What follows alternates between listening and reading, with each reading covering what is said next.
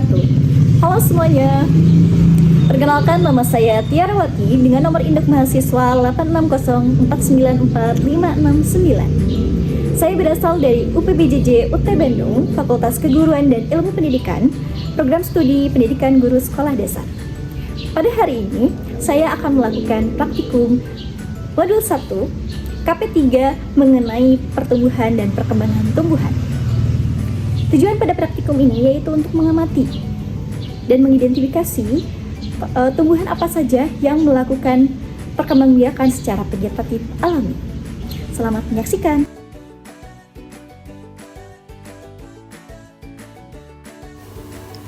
Jenis-jenis tanaman yang melakukan perkembangbiakan secara vegetatif alami, yang pertama yaitu kunyit. Kunyit berkembang biak secara vegetatif alami melalui rimpang atau rizom, atau disebut juga dengan akar tinggal. Rimpang atau rizom ini adalah batang yang tumbuh mendatar di bawah tanah. Meskipun letaknya di bawah tanah, rizom bukanlah akar tetapi batang yang bentuk dan cara tumbuhnya berbeda dari batang biasa. Rizom tumbuh ke samping dan menyimpan makanan seperti batang pada umumnya. Dari batang ini akan tumbuh tunas-tunas kecil yang kemudian tumbuh ke atas menjadi tanaman baru.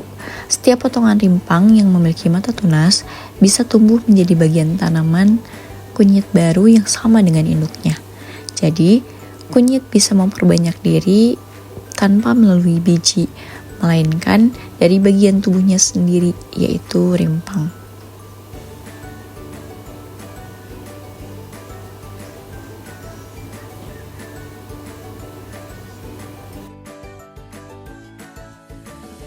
Yang kedua yaitu jahe. Jahe juga berkembang biak secara vegetatif alami melalui rimpang atau rizom, sama seperti kunyit. Rimpang jahe adalah batang yang tumbuh mendatar di dalam tanah dan berfungsi untuk menyimpan cadangan makanan. Pada rimpang terdapat mata tunas yang dapat tumbuh menjadi tunas baru.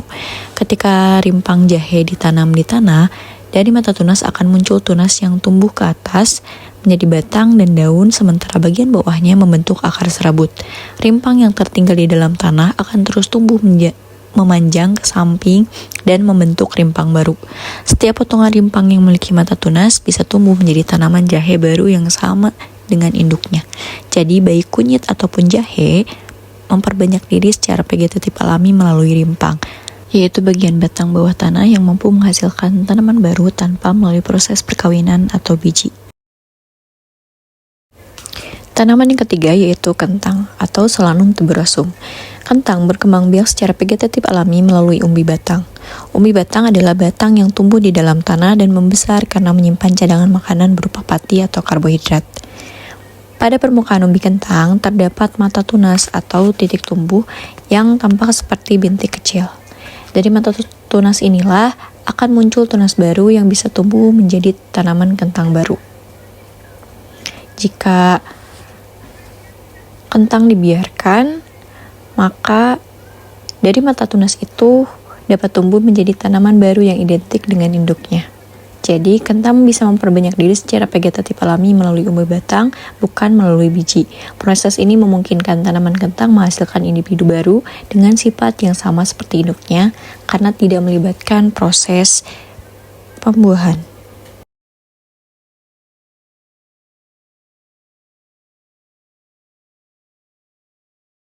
Tanaman berikutnya yaitu bawang merah atau Allium cepa. Bawang merah berkembang biak secara vegetatif alami melalui umbi lapis.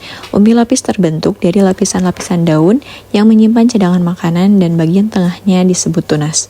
Ketika umbi bawang merah ditanam di tanah, tunas di bagian tengah akan tumbuh menjadi batang dan daun baru. Sedangkan di sekitarnya akan muncul umbi-umbi anakan dari pangkal umbi induknya.